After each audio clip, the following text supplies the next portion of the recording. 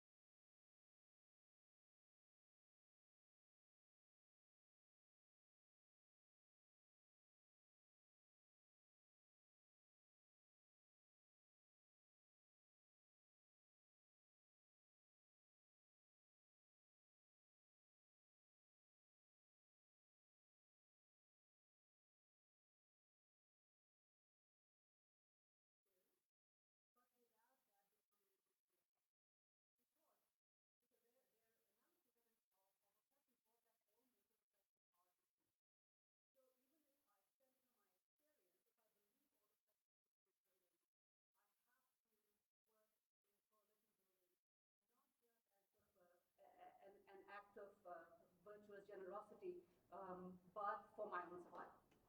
So the history of the term identity politics is in fact this, of working from experience, but working in coalition across movements. The reason for reminding us of this history is that we know now, 40 years later, what has happened to the term identity politics, and how the term's been stripped of its radical revolutionary potential, and is in fact used very often to divide movements, to claim that we can only work in our silos on particular identities. We don't have the resources, the time,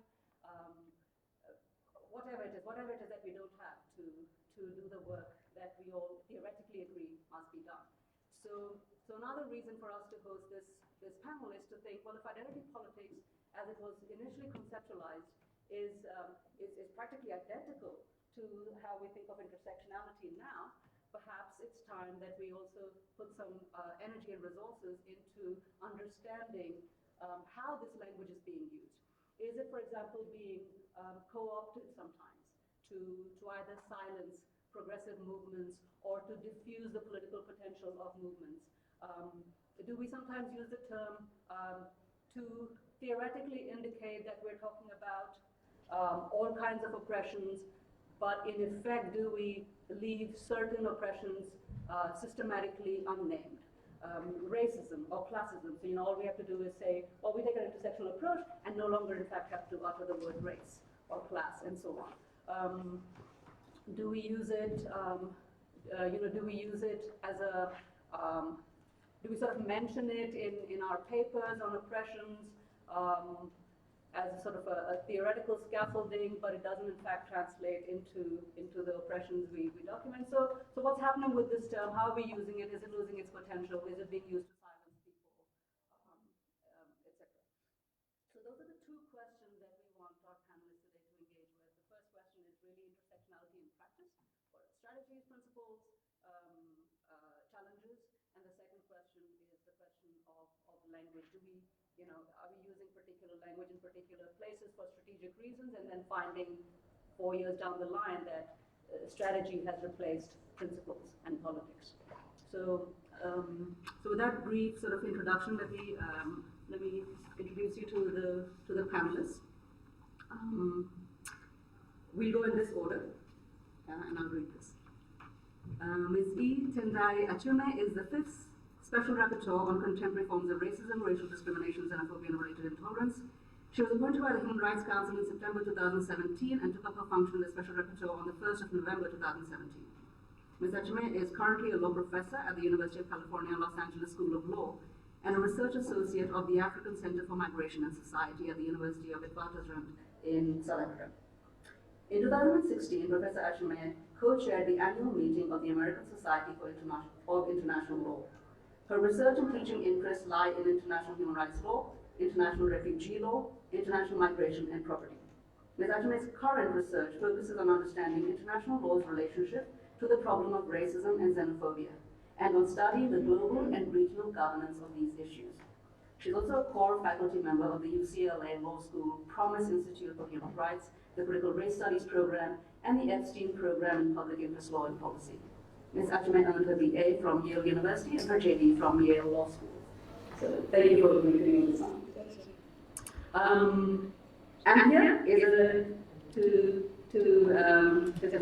is a Zimbabwean third culture kid, legal practitioner, and Black African feminist who loves bright colors, knitting, pondering jurisprudence, and how to use tools at hand to better get free. She works with a coalition of African lesbians, and she likes reading things, preferably whilst eating snacks. To Anthea's left is Paola Salwan, who is the Senior Global Advocacy Advisor at the Geneva office of the Center for Reproductive Rights, a legal advocacy organization that uses the power of law to advance sexual and reproductive rights as fundamental human rights around the world. Her work focuses mainly on advocacy at the Human Rights Council and its mechanisms, and on the sexual and reproductive health and rights of women and girls affected by conflict. She previously worked at the Cairo Institute for Human Rights Studies, the Center for Research and Training on Development Action in Beirut, where she was also a member of the feminist collective Nasiriyah. She holds a BA from the Graduate Institute for International Development Studies in Geneva and an LLM from the Geneva Academy of International Humanitarian Law and Human Rights. Welcome and thank you, both of you. So the two questions, intersectionality in practice, strategies, challenges, and the second question, which we'll come to after each of the panelists speaks to the first question, the question around language. So Tendayi, over to you. All right, thank you very much. So thank you so much to SRI for inviting me to participate in this. Carrie and Emily, you guys are doing amazing work, and I feel very privileged to be able to join you. Dipika, thank you for that really powerful framing and for the generous introduction as well. So what I thought I would do is just speak very briefly about my approach to the work that I do as Special Rapporteur on racism before I get into intersectionality, and then talk about how intersectionality informs the work that I do in this capacity. So I've been Special Rapporteur on racism since 2017, as you heard. And when I started, people often ask me, so what are the issues that you're going to focus on? What is your agenda kind of substantively? And I wasn't sure then, because I felt as though I needed some time in the role to actually get a sense of kind of issues that were pressing globally.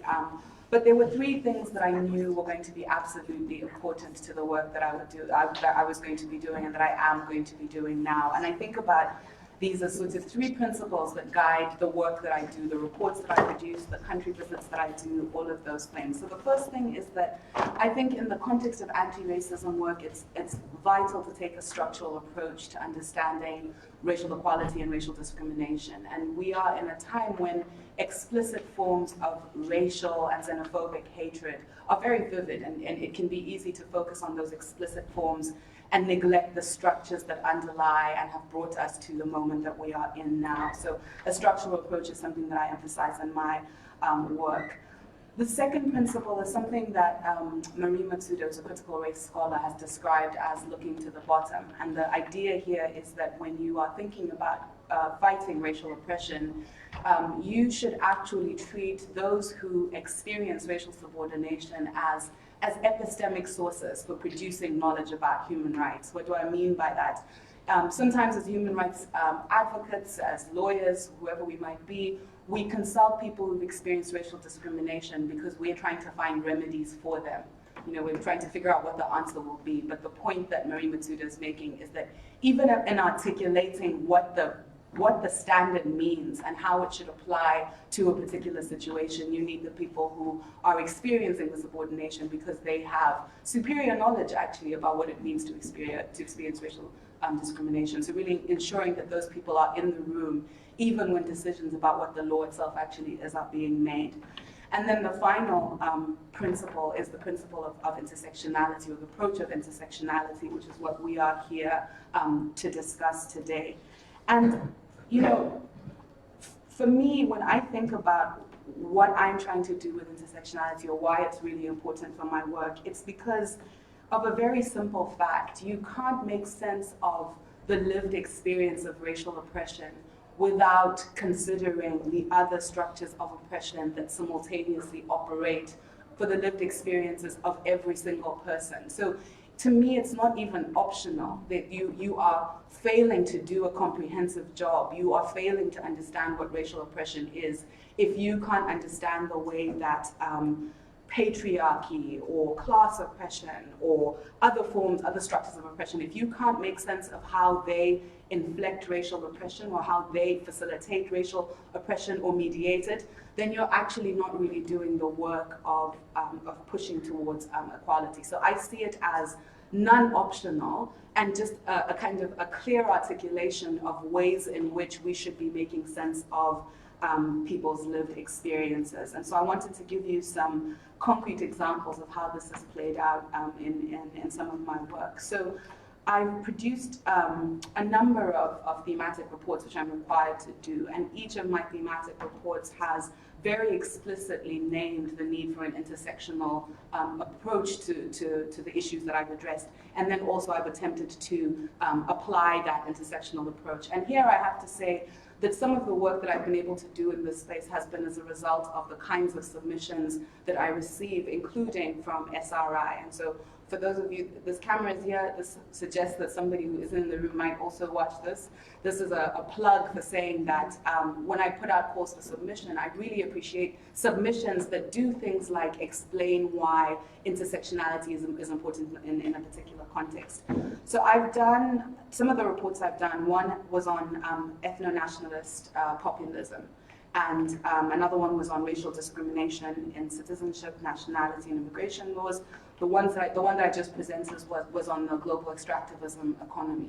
And in all of those contexts, it's impossible to talk about racial equality and racial discrimination without understanding how other structures of oppression are at play. So I'll give you the example of the rise of ethno-nationalism, ethno-nationalist populism, and if you're trying to make sense of the human rights violations that racial and ethnic minorities are confronting as a result of their racial, ethnic, or religious identity, whatever the case may be, you cannot speak in a comprehensive way about those experiences of exclusion, or you can't even articulate the rights violations without making sense of gender, without making sense of how patriarchy and how the nation is constructed are so deeply intertwined in ways that mean that sometimes racialized exclusion is achieved through gendered oppression, right? So examples that I cite in my report include countries where specific ethnic minority groups, women in those groups, are restricted in terms of the kind of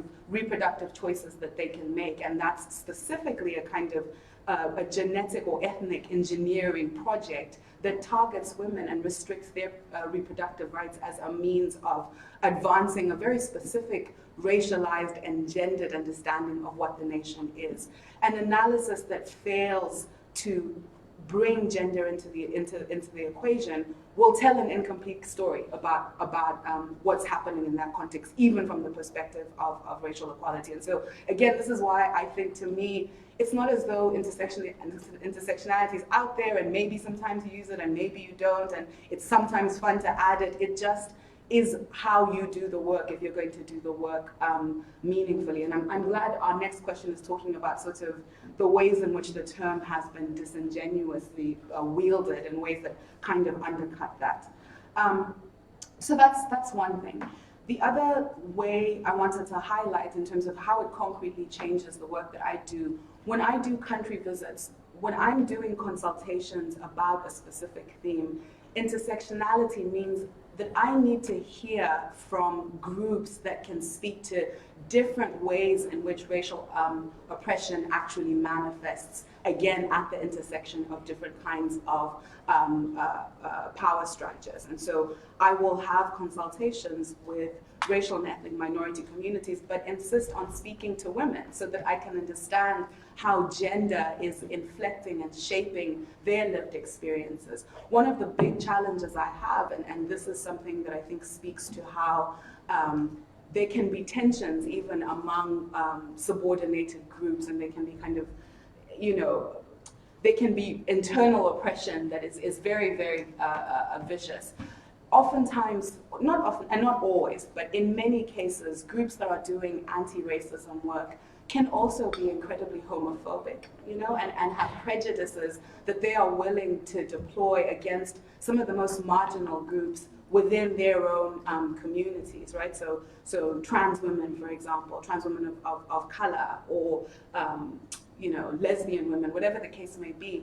Oftentimes I struggle when I'm doing consultations to meet groups who within those spaces are subordinated. And so even in those spaces, one of the things I'm trying to say is it's not a kind of menu of options where you can choose racial equality and say, well, we're not doing those other kinds, because life isn't a menu of options, right? You are a full human being, and as you move through the world, the structures that are kind of socially constructing you are multiple, and you have no option. As you don't kind of opt in and out of that in a casual way, which means that even very concretely, who I'm speaking to, whose rights I think need to be accounted for, all of those issues cannot be dealt with or cannot be fully canvassed without bringing this lens to the table. And so, often there's a tension.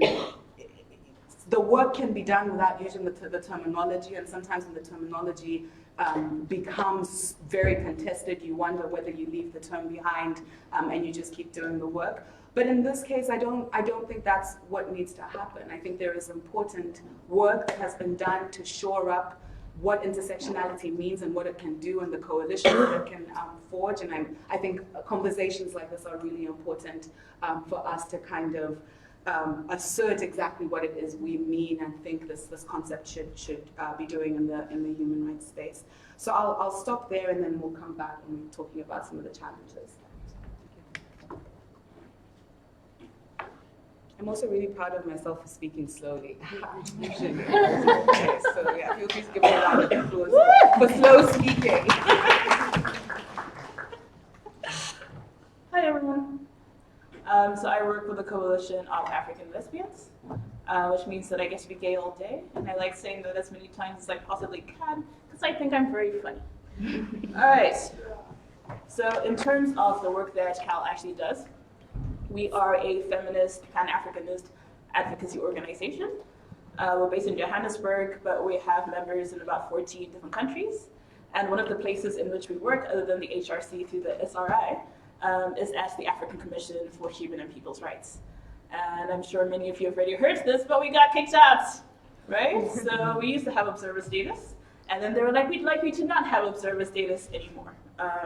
So for my interventions on intersectionality, I'm going to speak a little bit more about that. So basically, CAL was trying to get observer status at the African Commission since about 2015. No, since we finally got it in 2015, since about 2008. And when we first submitted our application for observer status, which is usually just an administrative something, they sat on it for about 7 years, right? While the coalition did some internal lobbying trying to find out why it was that our observer status in particular wasn't coming out. Fast forward about 7 years and lots of cross-movement organizing.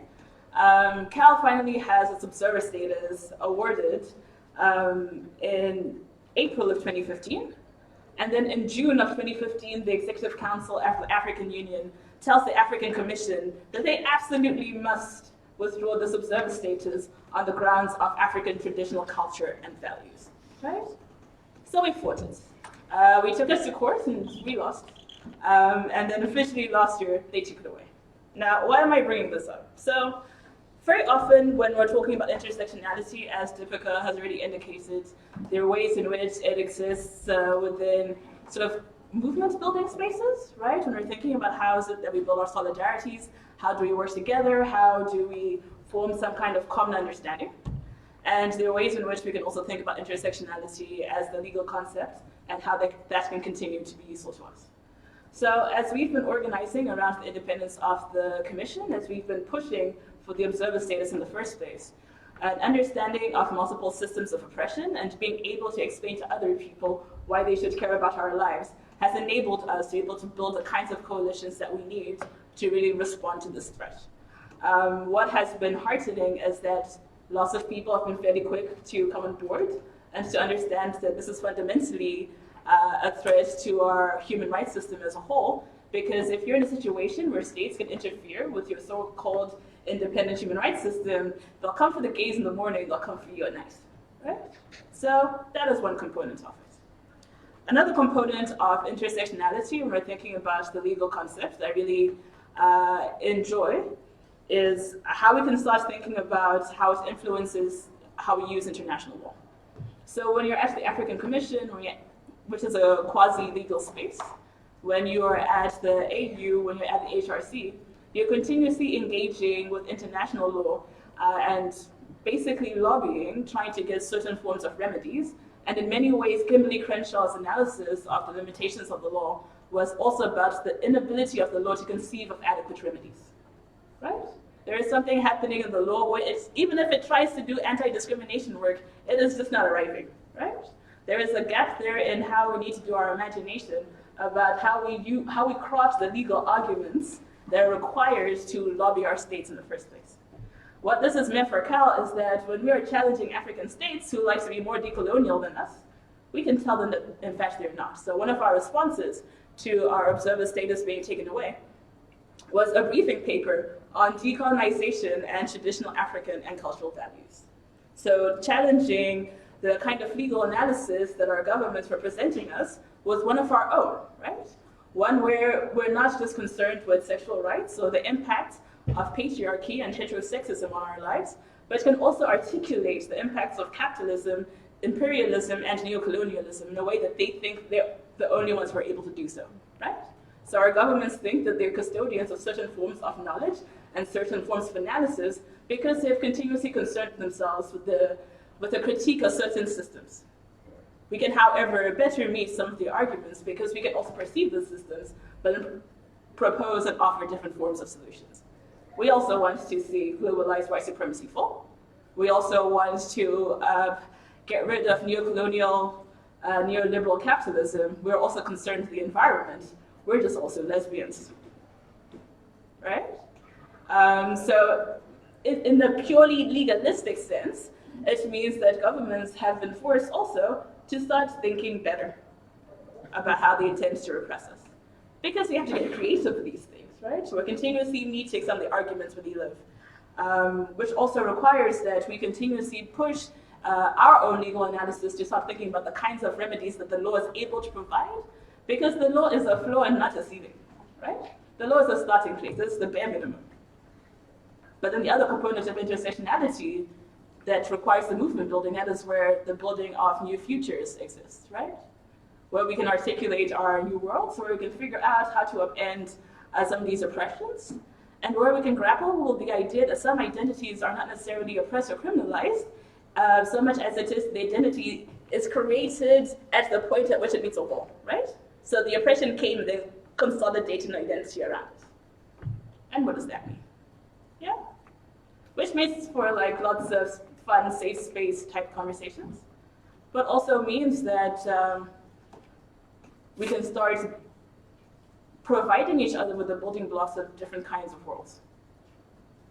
And also, just to make clear, there is a difference between an intersectional approach and cross-movement organizing. Yeah? And one of those is whether or not we have shared political values, whether or not we are genuinely in solidarity. You can organize cross-movementally on the basis of shared interests, but shared interest is not the same thing as a shared political vision. And I think I'm done with my lecture on question 1. Yeah? Right. Please, thank you. Thank you. I feel that my answer will actually builds on the 2 previous interventions. So as Dipika has said, I'm Paola and I'm the Senior Representative Global Advocacy Advisor at the Center for Reproductive Rights, which is a legal advocacy organization. So everything you said about the law and how it can be used and how to apply an intersectional lens to our legal practice really resonates with me. But I'm also the child of organizing at the national level, of feminist organizing at national level in Lebanon. As Dipika mentioned, I used to belong to a feminist collective called Nasawiya.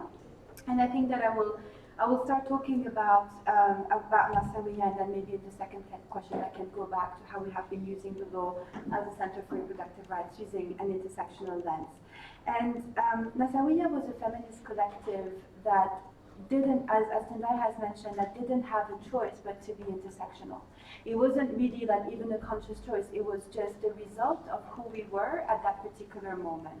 And who we were, you know, I think that right from the outset, I should have mentioned that actually I shouldn't be on this panel.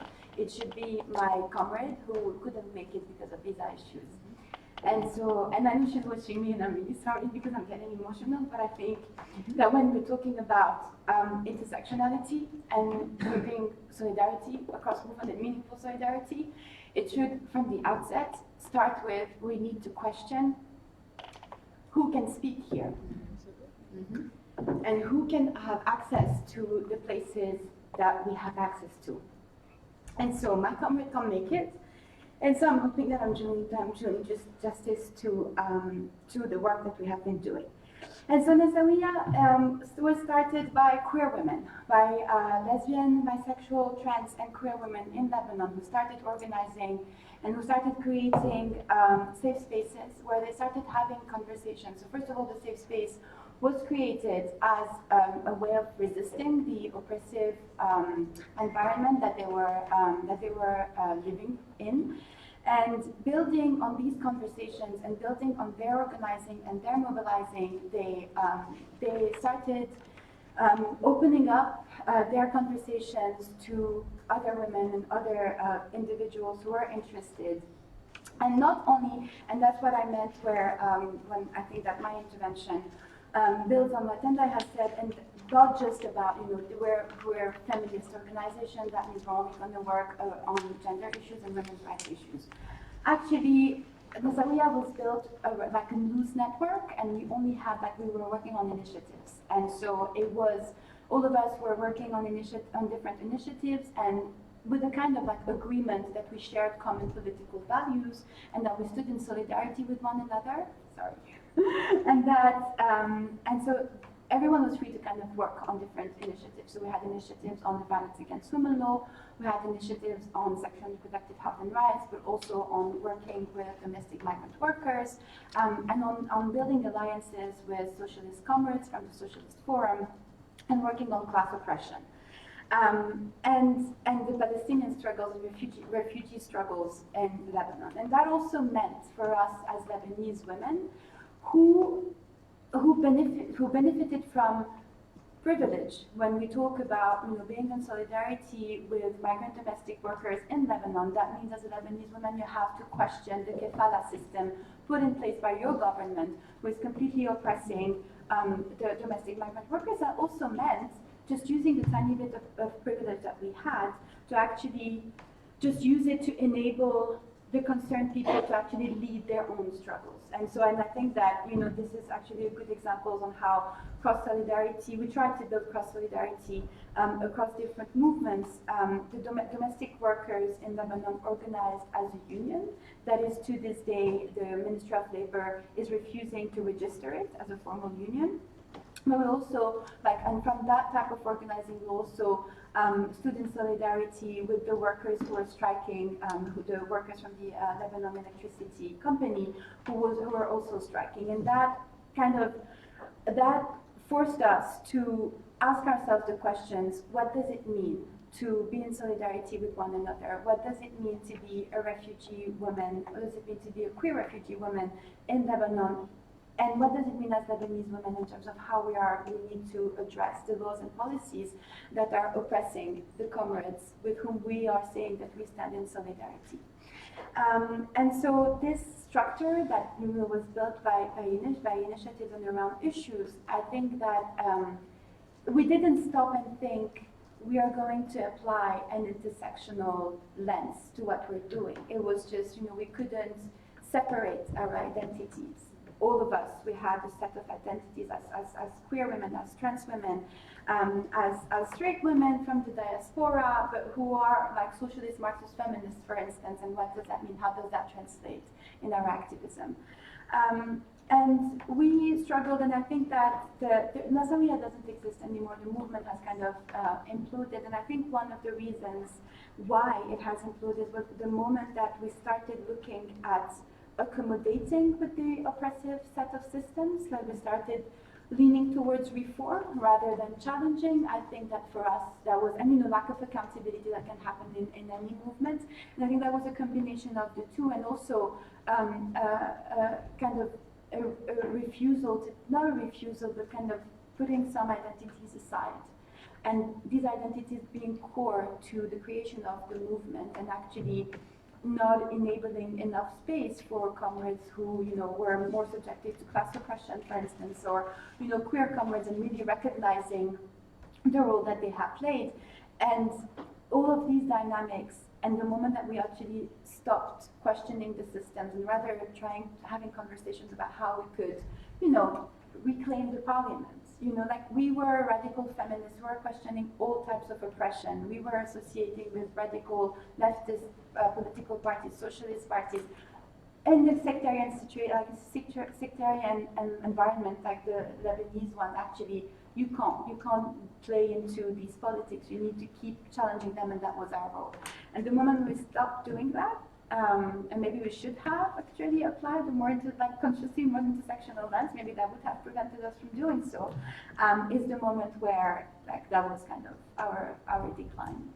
And I think I will stop there. I just wanted to give kind of a very, but yeah, just to go back to the moment that I got very emotional, I think that going beyond that, I think that it's really important for all of us to actually see what we can do as human rights advocates here in Geneva, who have the ability to come to Geneva, to question the laws and the policies that are preventing our comrades to come and talk about their own experiences. Thanks very much. In the interest of time, we're going to move to the second question, and I'm hoping we'll have a little bit of time to have some conversation here at the end of the presentation, but we'll probably have to move it outside the room as well. So shall we move to the second question, which really, I think, articulates about language, co-optation of language, misuse of language, strategies, challenges. So thank you. And I really want to echo this concern around who is excluded from the conversation because, again, of laws and policies that are branded as race neutral but are not, and this visa issue, not just in this space, but in many spaces where knowledge is being produced across many countries, not only, but especially in the global north, there are racialized and gendered bodies that are not in those spaces, and that is something that we really need to be confronting.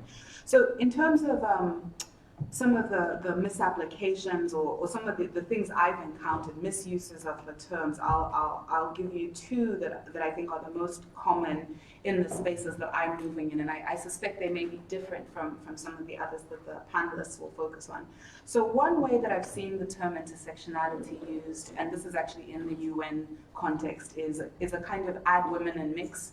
So there's a human rights situation, and then you say, okay, well, how does it affect women? And that's considered intersectionality. And I think adding women is great. I'm a very big fan of that, but that's actually not what intersectionality is. It's not about kind of adding ingredients and sort of saying, well, we've added that thing and now things remain the same. And tied to that, I've noticed that intersectionality often coexists side by side with no reference to race, and you kind of alluded to this as well. And this ties to something that I discussed in my interactive dialogue, which is not the theme of this session, but which is a kind of, in my kind of analysis, systemic but kind of implicit marginalization of anti-racism initiatives by doing things like saying intersectionality, add women and mix, but then never mentioning race. So there's all of these ways in which this is happening, and it's a very real problem. So I would say that's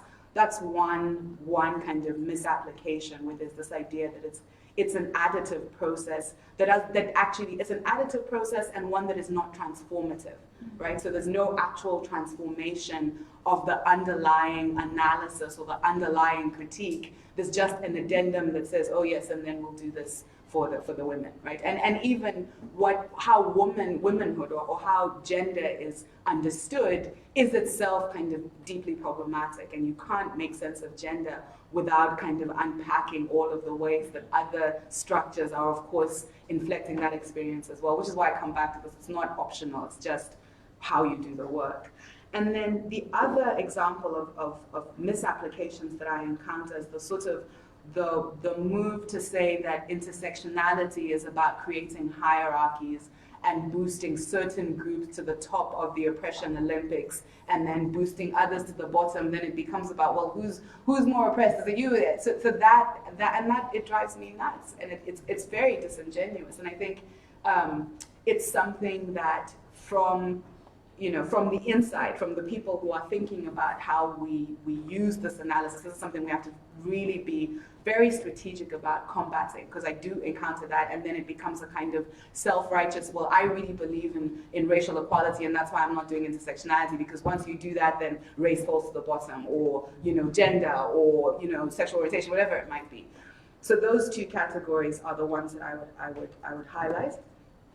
I think one of the underlying insights is that language is powerful. Language does construct worlds, but it's ambivalent, right? Language can construct positive worlds. The same words can do positive things. They can also do really, really harmful things. And in many ways, it depends on the underlying politics and the underlying power structures that are kind of structuring how the language is being used. And so, one of the things that frustrates me about the time that we are in now is that there's very much a valorization of immediate solutions, of things that can be done quickly and be identified, and you list it, and someone can do it within the 30 minutes that they have a break between this and this, and they've done their piece, right? So kind of like the hashtag approach to thinking about how you resolve this problem. And I really want to push back against that. I think it is lazy and dangerous to think that we can solve any of these problems without really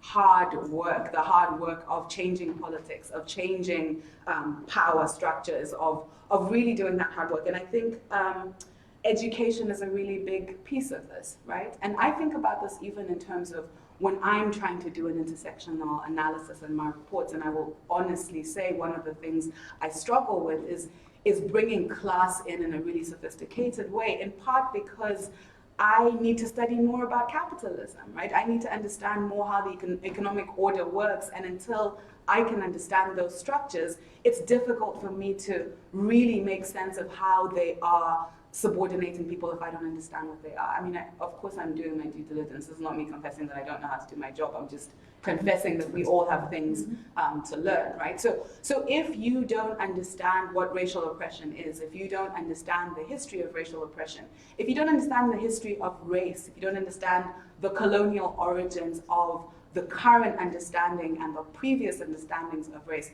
I don't know how we are going to bring race into an intersectionality analysis in any kind of meaningful way. Same with gender, you know, and in all of these spaces, we all have things to learn. All of these forms of oppression and all of these categories, which are social constructions, are changing and moving and evolving. And so there's a lot of work to be done, and I think education and really taking seriously the idea that if we're going to get this right, we have to invest in unpacking, demystifying the structures themselves that then kind of, you know, structure the identities that we're then saying are involved. I think then it's a losing battle. So I'm not very popular in the kind of what advice do you have, because I'm like, we all need to really be studying and then learning how we communicate what we've learned to other groups, because I just don't think there's easy ways to fight against the kinds of things that we're trying to fight against. So I really do see these misapplications as not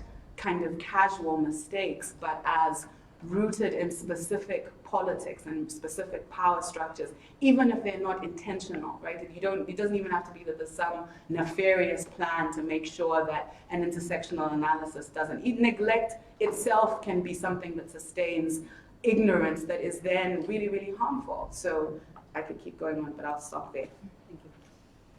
Thank you. Seconded. First of all. Okay. So I have many like intersectionality rants, so I'm trying to figure out like which ones to focus on. One of the things that I find most troubling in how the word is deployed, particularly in regional African organizing, is that very often you see it being used as a form of virtue signaling. Like, I'm one of the good progressive people, but without actually disclosing any kind of political ideology, right? So what is the content of this intersectionality? And so one of the things that then comes out of that is that when we are trying to have conversation or we're trying to engage, there's a desire to minimize intersectionality as a political or legal framework.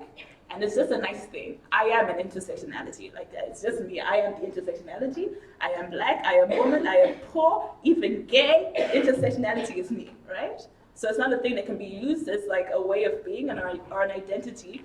And then you just kind of walk into a space and now the space is fixed, right? So also looking at other people as fixers of our problematic politics. Another thing that just like grates on me is the ways in which we sometimes use intersectionality, the word, to stop our political education and to stop learning, right? I have arrived at intersectionality. There's nothing else that I need to do. It is me. I am great. I am not like those other people who don't know what an intersectionality is. I even read the original Crenshaw paper, right? And this means that we tend to be stuck on the add identities and stir model of connecting or of doing political work. And we're not necessarily really getting into the grit of systemic or structural analysis. And sometimes even in, quote, well-meaning development spaces, right? People like to have an intersectional approach about poverty, but nobody wants to talk about how we got poor, right? Nobody wants to talk about the capitalism or the colonialism or the neocolonialism or the multiple forms of proxy wars that take place in Africa, right? Or the continuing exploitation of our environment, some of these things, just poverty somehow, but intersectionally with women, right? So there's a way in which people don't want to think fully about the systems, and part of that is also an ingrained fear of ostracism. You will be ostracized the more you engage the structural analysis of power. So one of our most favorite nicknames for Cal is the Coalition of Angry Lesbians, right? We're always those people who must always bring up race. You must always bring up women. And yes, it's the capitalism again. Like, can you bring these people anywhere, right? And that is a burden of political analysis that other people are just unwilling to take on board. So they're intersectional as virtue signaling, but if anybody needs to actually say anything about power, they'll call you because the donors and the governments already hit you, right? But it's fine because we're all intersectional.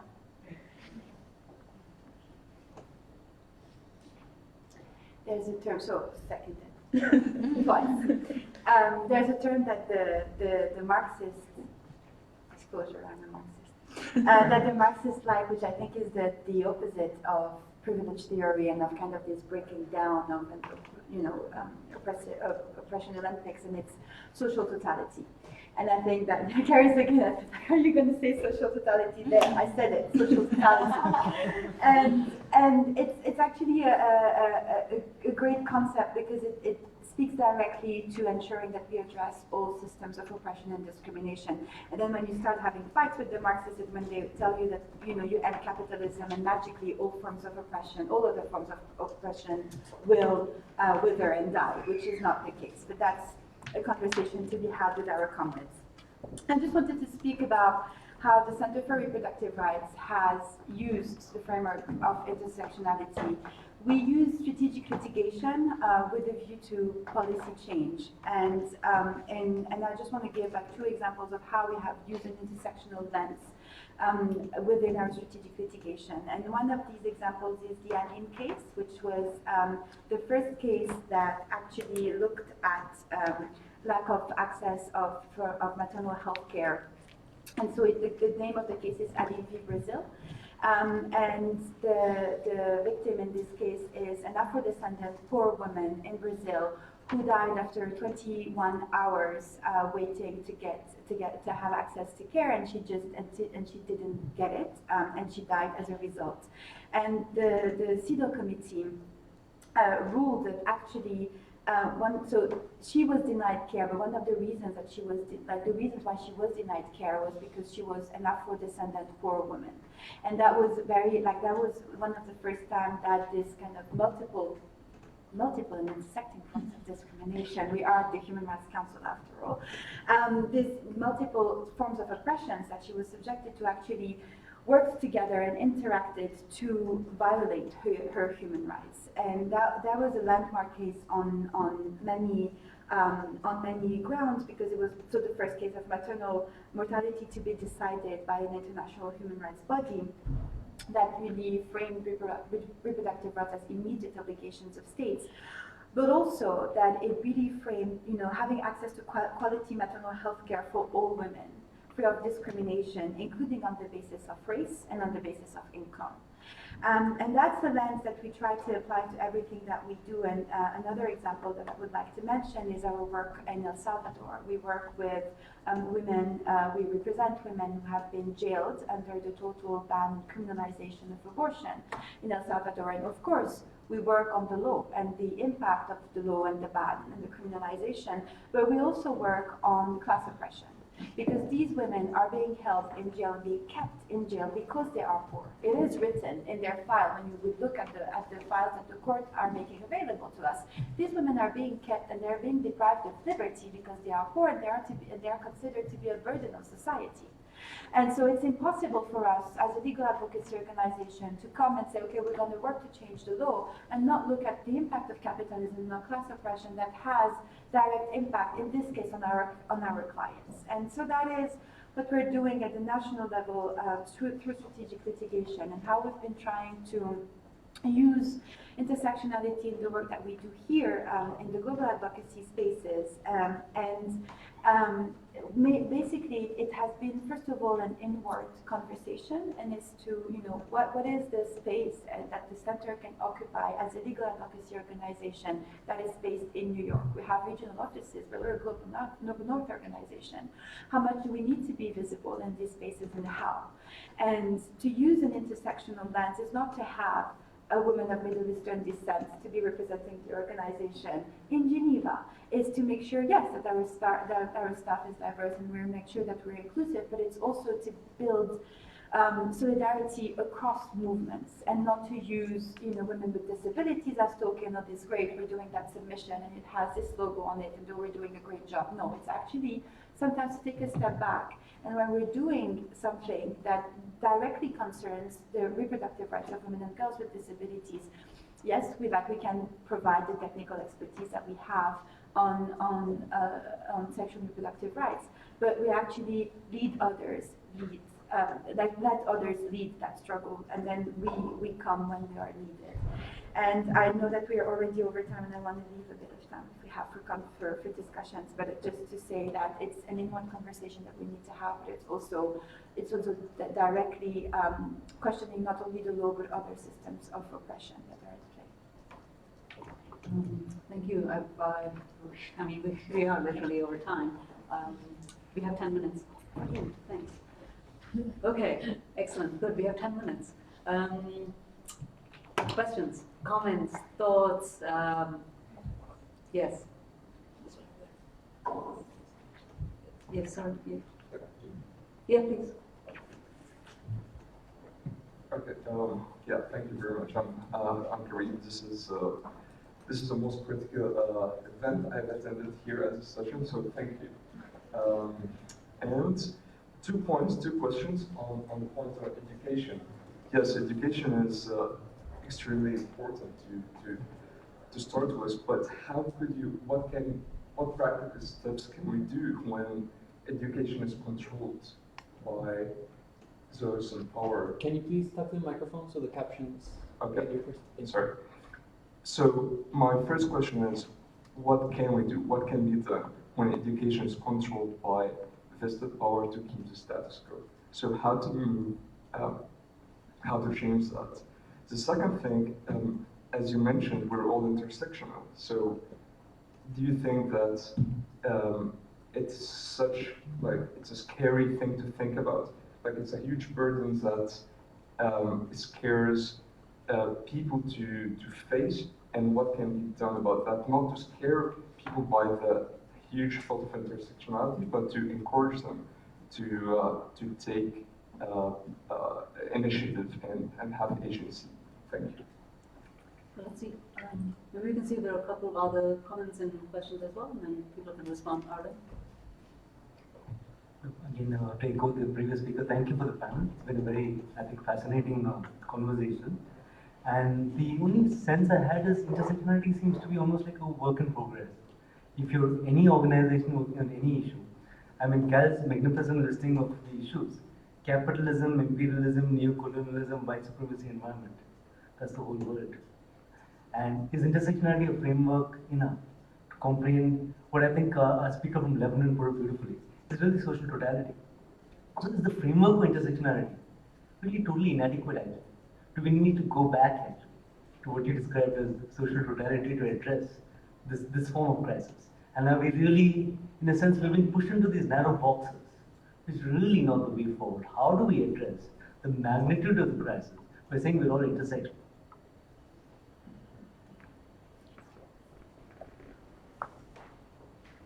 Hi, my name is Taderera from the International Movement Against All Forms of Discrimination and Racism.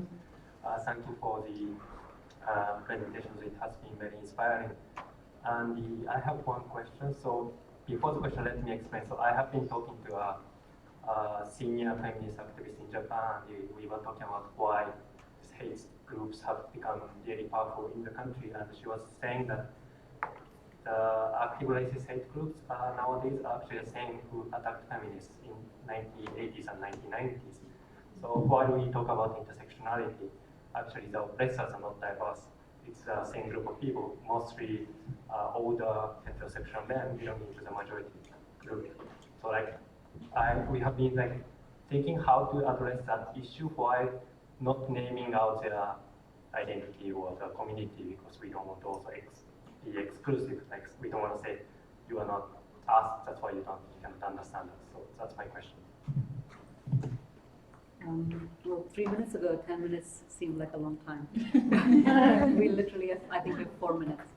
Sorry, we have 4 minutes. So maybe let's start with Maybe some. start on the other side, because I feel like I've been Okay, consuming a lot of we'll have some provisional responses, and let's continue this outside the room in other spaces. Clearly, the conversation is far from over at the beginning. So, Paola, I don't know if you or Anthea want to start with addressing any of the questions or comments. I'm also happy to go first if you were expecting me to, but I wanted to not go. Okay, cool. So I'm going to start over here with Kareem. So you had a question about education. And I didn't say the thing about education, but I will say that education does not mean the education system. There are many ways to think about doing education, including popular education. And there are many people who require popular education who are our age, right? So we can start with the people that we have access to and design curricula for political consciousness raising, right? Because those of us who are in our spaces, if we can change our analysis or how we think, that also has an impact. So, Armin? Yeah. When you're talking about whether or not intersectionality is inherently too limited, I think you're kind of misunderstanding what intersectionality was supposed to do, right? So intersectionality is kind of an indication of the many ways or the many systems that are at play, but does not claim to be a complete analysis of those many systems that are at play, right? So when we're talking about intersectionality, it is almost inherently a descriptor of the fact that there are many power systems that exist, and they're oppressing us in multiple ways, but there are other frameworks that we can use to kind of eliminate that. So for example, how we like to think about race is tied to our analysis of capitalism and Pan-Africanism, right? And that is what we used to then populate, like basically racism and the existence of class, right? But intersectionality is more of a framework that says, hey, you need to look at all of these things. How can we go about that? And then the last one, I think you kind of touched on the tensions between how you can have a representative politic, but also a politic that is bigger than people, in the sense that bigger than individuals. So the desire to continuously have an analysis of power and of structural power as well. So if the primary beneficiaries of many systems seem to be the same people, then that is obviously a problem, but individually naming and tackling that would not dismantle the system. We could put all of the white men in jail today, and we still have all of the systems, right? So one of the things that you have seen is the perpetuation, for example, of white supremacy in countries with no white people, because we were colonized, and the thinking and the rhetoric was left there. So the people do not have to be present to perpetuate the systems. We all just have to have been socialized into these systems.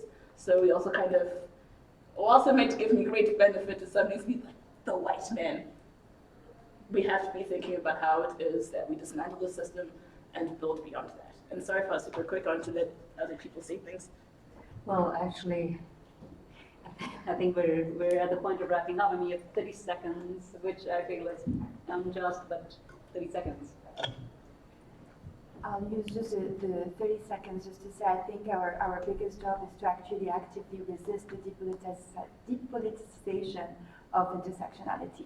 It's being completely void of its political meaning, and that's the danger. I mean, the more you have conferences on intersectionality that are being run in super elite universities in global north countries that actually people cannot access, and that's being run by members of dominant group, that is a problem. So in terms of, as human rights advocates, as activists, we need to actively resist that, and there's a lot of interesting research has been done, and if you just look at for a queer understanding of intersectionality, you will find books and articles that really dive deep into the need to keep intersectionality as a political tool and political praxis.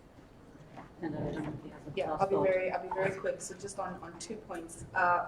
On the education, so I don't want to minimize the intensity of doing some of this work in contexts where you pay with your life to do it. And I think there are many contexts where that's the case, and so I don't want to trivialize that. I do want to highlight what I would think of as sort of low-hanging fruit, which is just expanding what we understand to be human rights issues and kind of sites of human rights knowledge production. And I think, you know, curricula, whether it's university or secondary school or primary school or whatever it is, just identifying education as a site of human rights intervention that is necessary and urgent for addressing kind of tokenism and intersectionality, even that move, I think, would be a step forward from where we are today. So that's what I'll say on that. And then on intersectionality, you know, is it not too much? Is it not too little? Is it the social totality? You know, I think that law and maybe even language is inherently about flattening and making two-dimensional a human experience that can never be captured in any static or even dynamic articulation of anything. So you know, maybe this is pessimistic, but I think there's a way in which there will be no method or no lens that can do justice to anyone's lived experience. I think we're in a world of variations of violence and frames. And a world that cannot account for intersectional structures of oppression is a worse world than one that is making some attempt to think about what those intersections look like. So I don't think we can afford the luxury of letting go of the frame and the approach, even though you're right, it will never get it right entirely. Nothing ever will. We just have to sort of be doing the best we can. All that remains to be said at this point is thank you very, very much. It's obviously just the beginning. I think the urgency of doing this thinking and doing this work has been indicated by the panelists, and I really hope that we can continue some of these conversations in these and other spaces, but outside this room. So thank you all very, very much.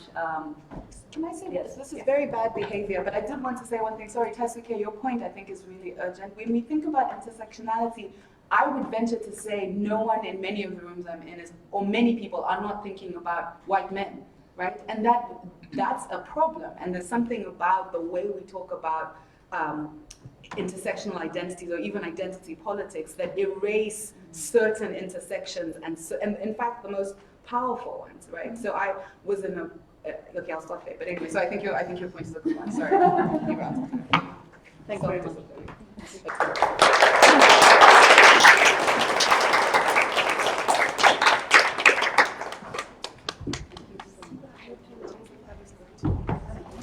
Doing so. You were good. You did a good job.